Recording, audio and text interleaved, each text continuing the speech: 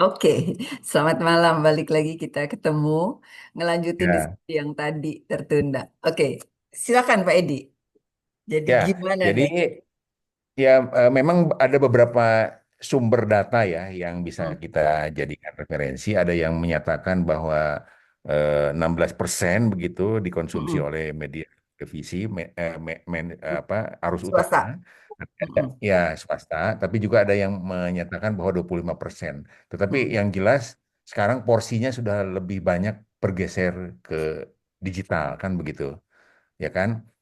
Jadi ini arus utama sudah bergeser, lebih mengecil. Kalau 5 atau 10 tahun yang lalu itu melakukan promosi ya dalam konteks marketing communication begitu ya Bu Mona, itu eh, porsi arus utama televisi swasta nasional jauh lebih besar, bisa 50 sampai 60% ya. Jadi Ya, ditambah yang lain-lain. Tapi sekarang porsinya mengecil dan digital membesar. Tapi faktanya memang kita lihat. Jadi kalau Bu Mona lihat iklan-iklan yang sekarang muncul itu banyak sekali di media sosial, bergeser di mana-mana gitu kan. Bahkan kalau kita lihat podcast itu yang followers banyak yang sifat yang jumlahnya jutaan begitu satu kali podcast itu beriklannya sekarang sudah mulai bergeser ke sana karena itu lebih lebih lebih lebih targetnya lebih lebih segmented gitu. Jadi ya. targetednya lebih bisa dicapai, pertimbangannya antara lain seperti itu. Nah, kita lihat Jadi, memang beberapa korporasi yang besar mm-mm. ya, itu sudah sudah sangat bergeser ke digital, ya kan? Jadi Pak Kecuali gini, kalau ini Mm-mm. pertanyaannya adalah digital sudah apa namanya sudah mengganggu begitu ya transformasi digital, gempuran transformasi digital. Nah sekarang Iya, iya, ini gimana nih dia yang masih menggunakan metode konvensional ya sepertinya ya saluran televisi iya, nasional. Ini iya, gimana nih? iya, iya. Ya, Bu Mona dalam konteks bisnis mau tidak mau, Iya iya kalau betul. Setuju. kalau stasiun televisi nasional masih tetap Iya bertahan dengan pola yang sama, ya kan? iya iya Dengan iya. pola yang sama, itu akan sulit memang, akan sulit karena tergerus oleh Betul. oleh digital, kan begitu. Nah, Mm-mm.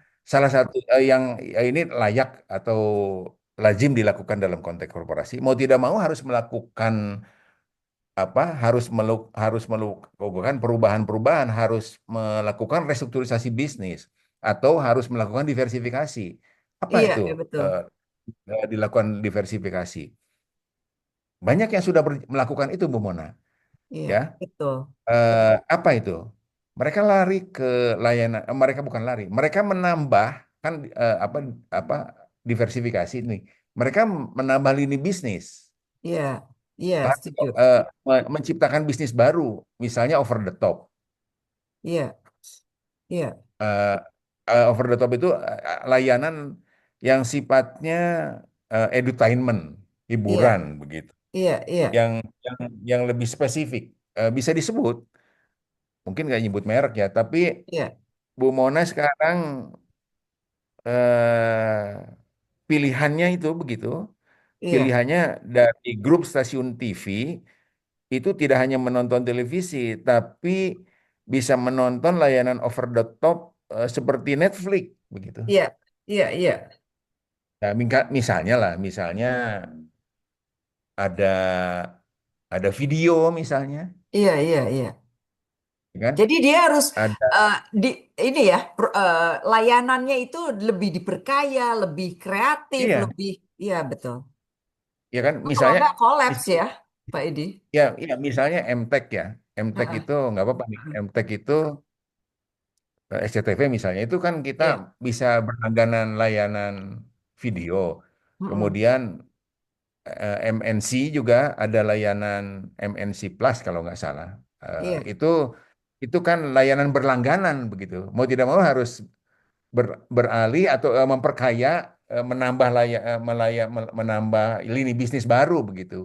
Lini bisnis baru yang terkait dengan digital begitu dan berlangganan. Sekarang kan orang berlangganan ini lari. Mm-mm. Nah, kenapa orang berlangganan?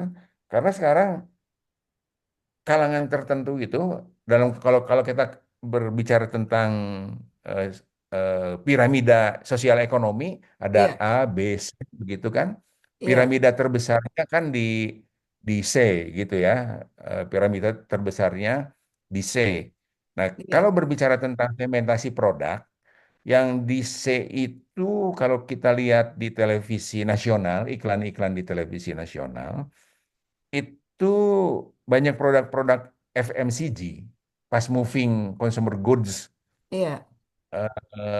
misalnya sampo atau odol sikat gigi Hmm. itu masih masih sangat banyak itu di apa di televisi nasional ya. Itu Iya, kalau kita berbicara piramida sosial ekonomi ada di C. Nah, yang di A dan B itu sudah iya, mulai bergeser ke over the top, ke layanan-layanan berlangganan, begitu maksud saya. iya, iya, Sudah iya, mulai. iya, Mereka iya. eh, itu yang kategori sudah jarang menonton televisi Langganan ya. free to Mm-mm. air ya. Mm. Sudah jarang menonton televisi free to air. Mereka sudah mulai Langganan. berlangganan ya. Ada Iya. yang Netflix, Atau ada yang streaming juga bisa ya, Pak ya. nah, Streaming. ya, ya streaming betul. Heeh. Atau Streaming. Terutama interaktif kalau ya. ya Interaktif betul. juga Kalau kita bisa tuh. betul. Ya, betul betul. Jadi kalau kita lihat perluasan layanan itu kan. Jadi Iya, kalau iya. berbicara Luasan layanan. live streaming itu perluasan layanan Oke. itu biasanya yang terkait dengan televisi, kekuatannya di televisi berita itu Mm-mm. live streaming kan begitu. Mm-mm. Dan sport begitu ya. Nah, kalau Mm-mm. kita berbicara televisi berita itu live streaming karena itu dia sadar betul bahwa segmentasinya ada di A dan B. Mm-mm. Mm-mm. Nah, kenapa televisi berita kuat di sini, lebih cepat ke live streaming atau sangat memberikan layanan terhadap live streaming? Mm-mm. Karena segmentasi A dan B itu, kalau menurut saya, Mm-mm. mereka perlu informasi-informasi yang up to date begitu, Iya, iya, iya, iya, iya. ya kan? Dan mereka Mm-mm. perlu verifikasi, Bu Mona. Mm-mm. Segmentasi A dan B itu perlu verifikasi. Maksudnya apa? Iya, Mungkin iya, berita iya. itu sudah tersebar di media sosial, Iya. tapi Mm-mm. mereka dari literasi digital yang mereka Iya. miliki, mereka belum mempercayai sepenuhnya apa Iya. yang terjadi. Ada yang apa yang muncul di media sosial. Maka untuk verifikasinya mereka Iya. atau mereka cross check di Iya. apa media arus utama dalam hal ini Iya. adalah yang responnya cepat atau yang tampilnya lebih cepat itu adalah di media berita Iya. apa televisi nasional berbasis berita. Saya kira itu pertimbangan-pertimbangan itu, Betul, betul. Dan itu ya kan? mereka butuh kredibilitas ya yang A dan B Ya, ya. perlu Tetapi kredibilitas. Pak Edi, si stasiun televisinya juga harus memperhatikan segmen yang di mana dia berada ya, Ya, harusnya sejalan gitu ya. betul, Nah, betul, oke Pak itu Edi, betul. next ya, next saja ya karena masih banyak nih. Ini tentang rumah Ya, sakit. Semakin berkembangnya ya, perusahaan, khususnya di bidang industri rumah sakit swasta besar, semakin banyak persaingan dengan perkembangan teknologi robotik dan digital. Bagaimana menghadapi tantangan utama yang dihadapi dalam beradaptasi dengan perubahan teknologi dan preferensi audiens dalam komunikasi? ya, Hmm, ya. Jadi teknologi lagi ya.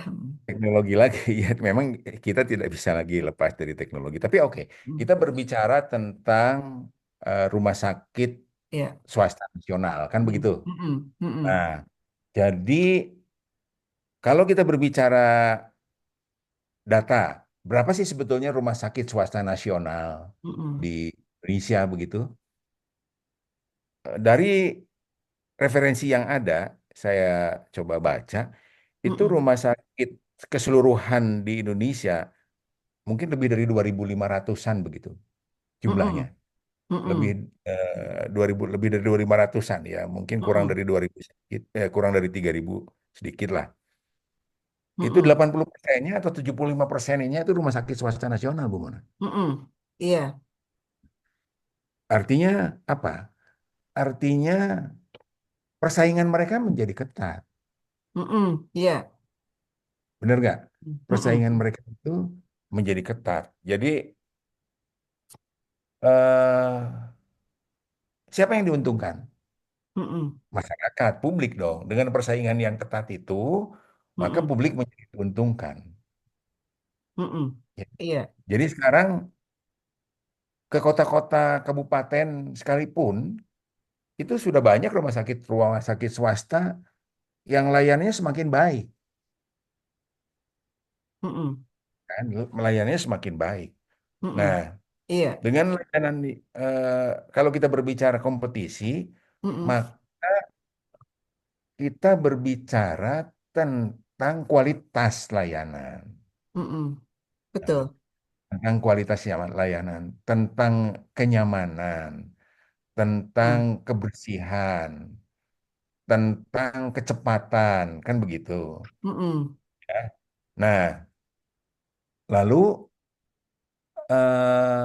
bagaimana nih kaitannya dengan pemanfaatan teknologi, kan Iya. begitu ya? Mm-mm. Bagaimana Dalam dengan diagnosis kemanfaatan? mungkin, Pak Edi, ya kan? Iya, Mm-mm. bagaimana kaitannya dengan pemanfaatan teknologi Mm-mm. dan lalu di mana sih kalau misalnya pemanfaatan teknologi robotik berkembang, lalu human Mm-mm. touch itu ada di mana, kan gitu.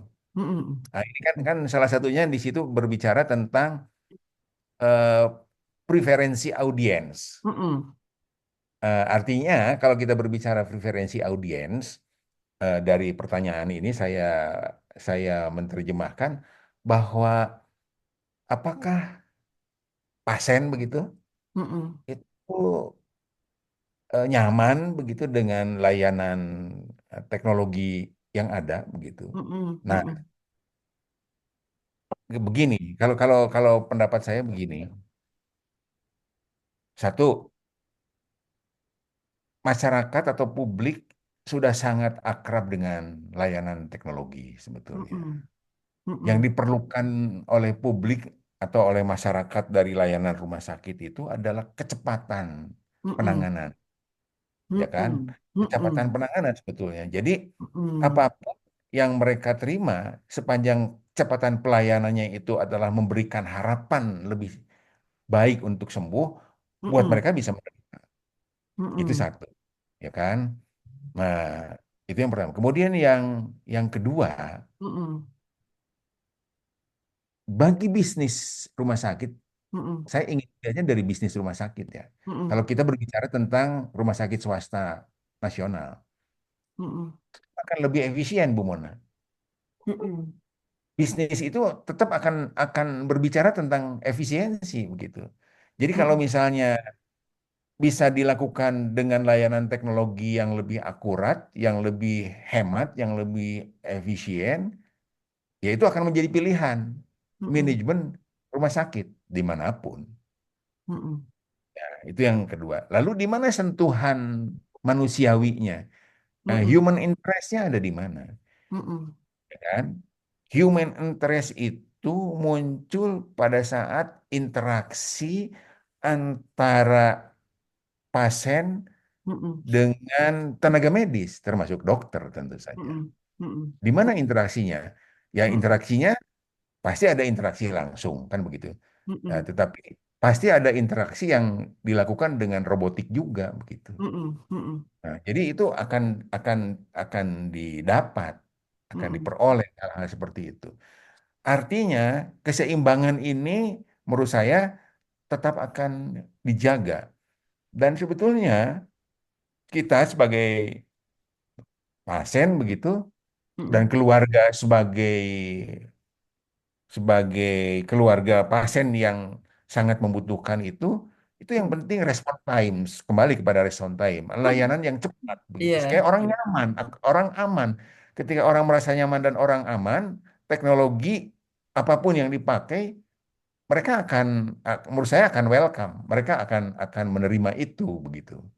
Gitu Bu Mona. Jadi nggak Iya. perlu khawatir, ini dari pertanyaan yang ini dari Made ya. Ini nggak Iya. perlu khawatir bahwa industri rumah sakit swasta yang semakin besar kaitkan dengan teknologi robotik dan digital itu adalah nilai tambah rumah sakit justru. Jadi kalau dibaca, coba dibaca lebih dalam ya. Mungkin kalau Made berkecimpung di situ, dibaca lebih dalam. Teknologi robotik dan digital itu justru bisa menjadikan analisis analisis terhadap penyakit atau terhadap pengobatan-pengobatan, mereka membantunya dengan lebih akurat. Jadi artinya tenaga medis, katakanlah dokter, itu akan sangat dibantu dengan informasi-informasi yang lebih akurat karena data yang disajikan lebih lengkap. Mm-mm. Tinggal begini, yang harus dilakukan adalah checklistnya itu harus benar gitu. Mm-mm. Artinya checklistnya harus benar dan harus selalu dikonfirmasi, kan begitu. Tidak Mm-mm. bisa sepenuhnya kita tidak bisa sepenuhnya kita mempercayakan kepada teknologi dalam hal ini digital atau robotik tidak bisa sepenuhnya. Disitulah peran manusia. Iya, Jadi betul. kan begini, teknologi itu harus dipandang sebagai alat yang membantu yang memberikan kemudahan. Iya. AI apapun, dia bisa menjawab apapun misalnya, Mm-mm. tetapi kita tidak bisa mempercayai itu 100, tidak, bukan tidak bisa, tidak boleh mempercayai itu 100%, Betul, tetap kita betul. harus melakukan cross check, harus melakukan analisis sendiri begitu. Sehingga disitulah kekuatannya, keseimbangan, saling menguatkan antara teknologi yang membantu dengan kecermatan kita sebagai orang yang mempunyai kompetensi, skill yang dididik sesuai dengan kebutuhan-kebutuhan publik. Itu Iya, Bu Wana. iya, Jadi nggak perlu khawatir. iya. Tapi satu poin nih Bu Wana sebelum lanjut, satu Mm-mm. poin bahwa dengan jumlah rumah sakit swasta yang terus berkembang, Mm-mm. tidak bisa dihindarkan. Itu Iya, adalah bagian dari kompetisi. iya, iya. Nah, kompetisi Mm-mm. itu kan menyehatkan.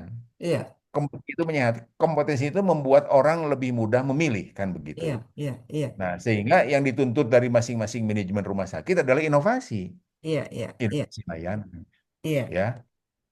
Begitu Oke, Bu Mana kalau saya. Pak Ya, Edi, saya mau nambahin sedikit ya. Ya, jadi ya kalau silakan. rumah sakit memang khas ya, artinya Ya, eh, safety penting sekali, kemudian to the best interest of the patient, ya, pertimbangan-pertimbangan itu penting.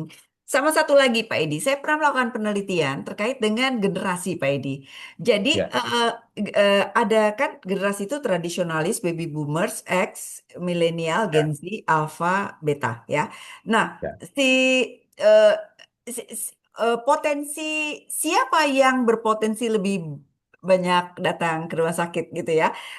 ya, Tradisionalis, baby boomers, ya ini minimal ya, dan X, ya, X ya, mulai-mulai gitu ya. Artinya yang lebih muda lebih lebih less lah gitu ya, kemungkinan ya. Eh, jadi potensinya tradisionalis baby boomers sama X itu udah lebih ya, banyak ke rumah sakit dan sementara ya, mereka tidak terlalu beradaptasi dengan teknologi. Jadi teknologi itu dikembangkan, tetapi bagaimana bisa bisa human friendly kepada penggunanya yang mungkin tidak terlalu adaptif gitu ya. Jadi artinya pelayanan human touch atau preferensi dari audiens yang barangkali masih belum terlalu tetapi itu digunakan gitu. Jadi mungkin tetap ada mediasi, ada orang yang membantu gitu ya. Barangkali itu juga ya, sebagai salah satu betul. pendekatan ya untuk Ya, kenyamanan. Mm-mm.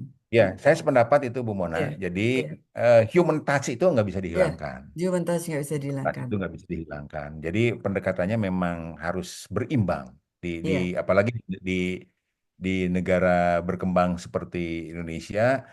Jadi Mm-mm. yang terjadi di negara berkembang seperti Indonesia itu kan lompatan teknologi. Mm-mm. Iya Ya, ya betul, kan betul. teknologi itu tidak bisa melalui, bukan tidak bisa. Dia bisa lompat tidak melalui Iya, tahapan satu, dua, tiga, dan iya. empat. Dia bisa Ah, lompat saja ke betul, yang paling modern, kan begitu, benar nggak? betul, Nah, betul. bisa itu.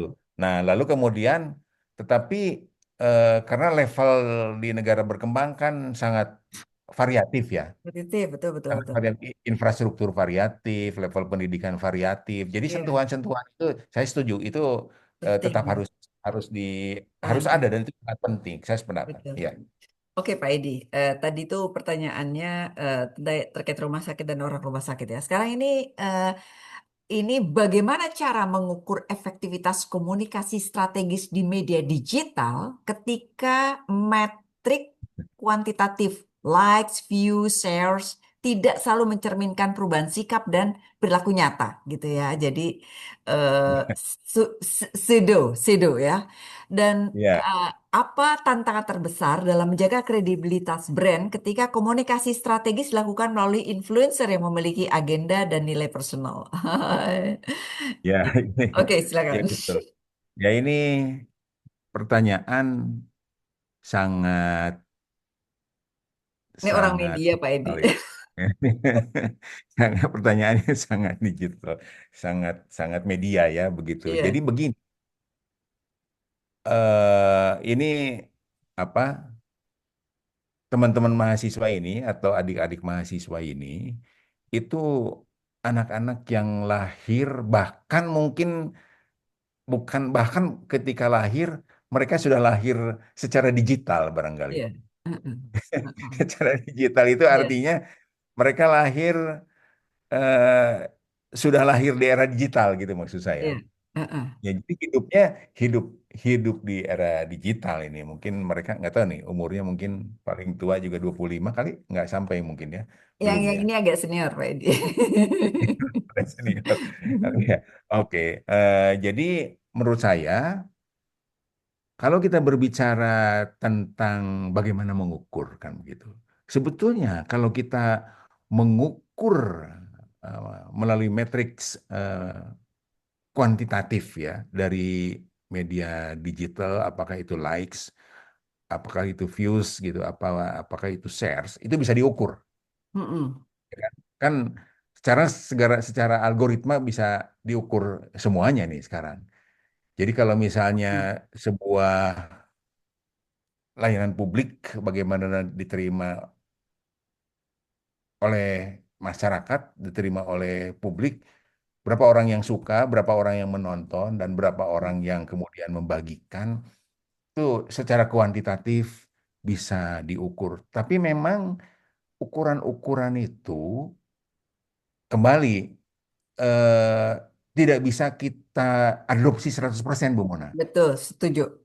Ya, tidak bisa adopsi 100%. Mm-mm. Karena Mm-mm. dari pertanyaan ini pun sudah tercantum Mm-mm. sebuah pernyataan sebetulnya. Mm-mm. Apakah itu mencerminkan perubahan atau tidak selalu mencerminkan perubahan sikap dan perilaku nyata? Iya, memang. Jadi tidak selalu mencerminkan fakta yang sesungguhnya di lapangan kan begitu, Mm-mm. ya kan? Iya, betul. Karena itu kan ada apa? Ada faktor-faktor ya, Mm-mm. ada faktor-faktor subjektivitas, Betul. tinggi subjektivitasnya. Ada faktor-faktor mungkin orang juga tidak terlalu serius Iya, ketika memberikan itu kan begitu. Karena orang bisa spontan di situ, betul. kan bisa spontan. Nah, jadi gini, kita bisa jadikan ini referensi kembali, Iya, tapi tidak perlu bukan tidak perlu. Jangan mempercayai ini 100%. Disinilah peran sumber daya manusia yang kreatif, sumber daya manusia yang kritis. iya, Jadi di iya. zaman media sosial itu justru peningkatan daya kritis kita harus lebih tinggi, ya kan? Harus Iya, lebih tinggi. Nah, iya. kembali bahwa teknologi itu AI sekalipun itu membantu, sangat membantu, Mm-mm. tetap karena peramuan data, katakanlah misalnya kita AI, peramuan data yang yang mereka jadikan referensi itu banyak sekali data yang menjadikan mereka acuan. Tetapi ini tetap harus dicek Iya, supaya kita betul. bisa mempunyai posisi yang lebih akuntabel. Itu menurut saya. Nah, itu yang terkait dengan apa kuantitas Mm-mm. mengukur bagaimana media digital kita bisa dijadikan acuan. Kemudian yang kedua, bagaimana tantangan terbesar Mm-mm. kredibilitas brand kan gitu ya, Mm-mm. dikaitkan dengan influencers ya yang Iya. di sini Punya agenda ditambahkan sendiri. agenda dan ya. Mm-mm. Ya jadi begini, eh itu diperlukan mapping kalau menurut saya. Mm-mm. Mm-mm. Mapping. untuk mendapatkan bobot terbesar yang akan dipilih yang mana? Mm-mm. Apa tuh mapping yang atau bobot terbesar yang bisa menjadikan acuan? Mm-mm. Kalau kecenderungan, Bu Mona, kalau kecenderungan seseorang, influencer itu kan seseorang, Mm-mm. ya, Mm-mm. tentu dia mempunyai subjektivitas Iya, dari apakah itu agendanya sendiri atau nilai personal.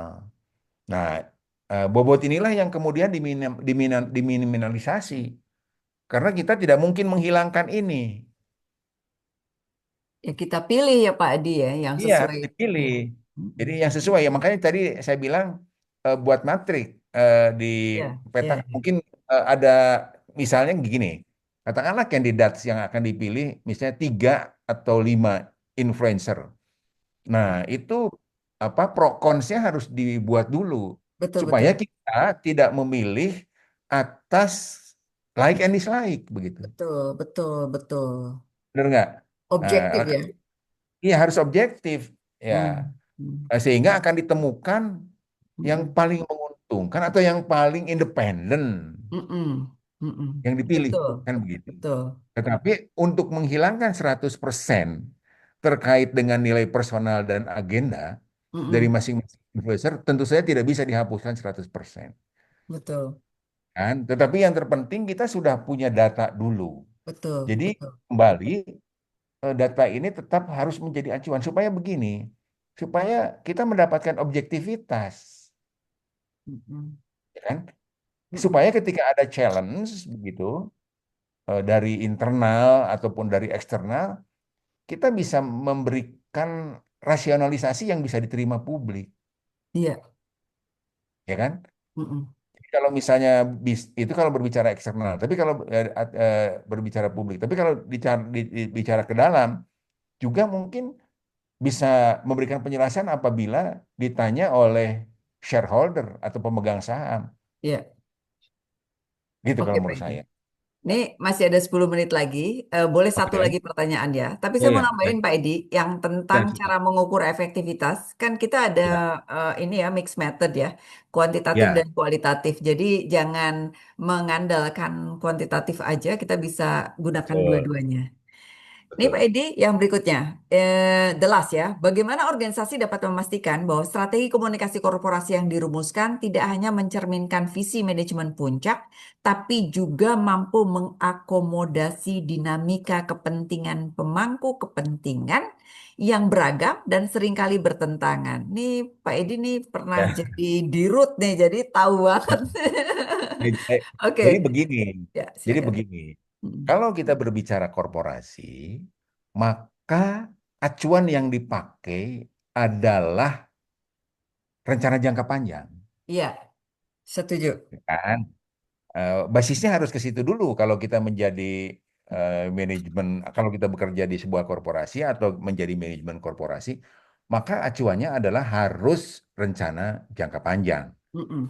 Ada beberapa perusahaan menyebutkan rencana jangka panjang itu dengan sebutan corporate strategic skenario. Iya. Ya, 5 tahun ke depan akan melakukan apa, kan begitu. Iya. Nah, berbasis rencana jangka panjang itu, Mm. lalu muncul setiap tahun menjadi rencana kerja, ya, RKAP, rencana kerja anggaran perusahaan. Anggaran perusahaan itu RKAP. Jadi rencana kerja Mm. anggaran perusahaan. Mm. Nah, Mm. ini semuanya kalau kita berbicara rencana jangka panjang itu harus diputuskan oleh pemegang saham Mm. berdasarkan usulan manajemen, diskusi dengan manajemen, diskusi dengan pemegang saham lalu diputuskan dalam rapat umum pemegang saham, ya kan? Itu Mm. rencana jangka panjang. Lalu Mm. rencana jangka panjang itu turun dalam rencana kerja anggaran perusahaan tahunan. Mm. Iya. Ya, ini yang menjadi acuan perusahaan dijalankan. Ini pun rencana kerja dan anggaran perusahaan atau yang disebut dengan RKAP itu, ini juga harus diputuskan oleh pemegang saham. Artinya apa? Artinya sejak awal pemegang saham itu sudah tahu mau Mm. diapakan dibawa dan diarahkan kemana perusahaan ini. Di Mm-mm. dalamnya kan ada target di situ, Mm-mm. di dalamnya ada anggaran belanja, Mm-mm. di dalamnya ada proyeksi pertumbuhan bisnis year on year misalnya. Mm-mm. Berapa persen harus tumbuh dari rata-rata industri begitu. Mm-mm. Mm-mm. Lalu di dalamnya juga Mm-mm. ada profit yang ditargetkan. Mm-mm. Berapa Mm-mm. persen tumbuh dari tahun lalu. Mm-mm. Jadi kesehatan perusahaan itu akan muncul Mm-mm. apabila semuanya diukur pertumbuhannya year on year. Mm-mm. Dari Mm-mm. tahun ke tahun harus tumbuh sekian persen. Dari mana? Dari rata-rata industri tentu saja. Iya, iya. Biasanya perusahaan yang artinya gini, artinya sebuah manajemen biasanya menentukan pertumbuhan itu di atas rata-rata industri. Mm-mm. Jadi misalnya Mm-mm. begini, kalau kita berbicara industri, sebutlah industri telco begitu, atau Mm-mm. industri FMCG begitu, sebutlah Mm-mm. industri. Lihat perbandingannya kan telco di Indonesia itu ada beberapa, ada Mm-mm. Indosat, ada Telkomsel, ada Telkom Group ya Mm-mm. begitu. Katakanlah kita berbicara bisnis seluler. Berapa nih dari operator yang ada, rata-rata Mm-mm. industrinya pertumbuhannya. Misalnya katakanlah pertumbuhan bisnis atau pertumbuhan pertumbuhan bisnisnya rata-rata misalnya 6% atau 7%, ya Mm-mm. kan? Misal. Nah, Mm-mm. maka itu pemegang saham akan memutuskan, saya ingin pertumbuhannya lebih tinggi Betul. dari rata-rata industri. Misalnya Mm-mm. saya targetkan kamu menjadi eh, 8 atau 9%. Jadi 2 Mm-mm. atau 3%, 2, Mm-mm. 2 atau 3% dari rata-rata industri, Mm-mm. ya kan? Mm-mm. Tapi kan nggak semata-mata Mm-mm. hanya menetapkan berdasarkan itu saja, Mm-mm. tapi bagaimana langkah-langkah yang akan kamu lakukan, Iya. ya kan? Berapa investasi yang akan ditanamkan untuk mencapai itu, Mm-mm. kan? Harus untuk mendorong pertumbuhan itu kan harus harus ada investasi Ada. yang mendorong. Betul, betul sekali Iya, itu. karena tidak Mm-mm. bisa hanya mengandalkan Mm-mm. apa eh, seadanya gitu, nggak bisa, harus ada yang mendorong bahwa ini akan tumbuh, kan begitu. Lalu bagaimana mengukurnya, ini dari pertanyaan Afif ini. Mm-mm. KPI-nya pada saat itu langsung disetujui oleh pemegang saham. Jadi KPI itu kalau Iya. dengan antar manajemen dengan pemegang saham, pengurus perseroan ada komisaris dan direksi, Mm-mm. ada kontrak manajemen antara pemegang saham dengan pengurus perseroan. Kontrak manajemen. Oke, saya kontrak manajemen dengan kamu adalah seperti ini. Lalu dari kontrak manajemen itu, direksi menurunkan sampai ke level bawah dalam Mm-mm. bentuk key performance indicator di masing-masing Betul. unit. Itulah yang kemudian Mm-mm. nanti mengerucut dan evaluasi setiap bulan, dievaluasi setiap triwulan. Disitulah juga memunculkan bagaimana karyawan diapresiasi atau manajemen dia. Kalau manajemen diapresiasi oleh pemegang saham apabila itu terjadi pertumbuhan, bentuknya adalah menjadi bonus atau manajemen. Kalau berbicara manajemen, bentuknya adalah dalam bentuk tantiem nanti kalau eh, Mm. sudah dijalankan setahun penuh perusahaan ini. Lalu kalau karyawan itu diberikan insentif kan, Mm-mm. bonus. Mm-mm. Nah, itu eh, apa yang bisa mengakomodasi di sini kan Iya. ditanya, Iya. bisa mengakomodasi kepentingan pemangku kepentingan dengan Beragam. manajemen perusahaan gitu. Betul, betul. Oke. Ya, Jadi di dalam pertemuan itu clear gitu ya, dan si clear clear ya. itu merujuk kepada rencana jangka panjang yang diterjemahkan dalam rencana kerja eh, Anggaran perusahaan tahunan. anggaran perusahaan. Ya, oke. Ya. Eh, dan eh, di dalam pertemuan tersebut, jadi pertemuan itu penting ya. Jadi dalam Oh iya pertemuan itu tersebut kan itu ada pertemuan mandatori. kontrak, Iya, kontrak ya, manajemen yang turun lagi kepada KPI yang jelas, ya, sehingga betul, KPI itu masing-masing unit juga harus menjalankan sebaik-baiknya. betul, Oke, betul. Pak Edi, Persis. eh, masih ada 4, tapi kita lakukan later on, gitu ya, Pak Edi ya. Ya, dalam Oke. kesempatan lain. Jadi eh, terima kasih sekali untuk Pak Edi Kurnia dan teman-teman semua yang sudah mengajukan pertanyaan yang mereka menanti-nanti di jawaban ini nih ya. Oh iya, iya, iya. Baik. Mudah-mudahan bermanfaat untuk yang lainnya juga yang menonton acara Ya, ini. Terima kasih Pak Edi, selamat ya terima kasih. beristirahat. See you, Ya bye. terima kasih Bu Mona. Ya terima kasih. Mari, bye.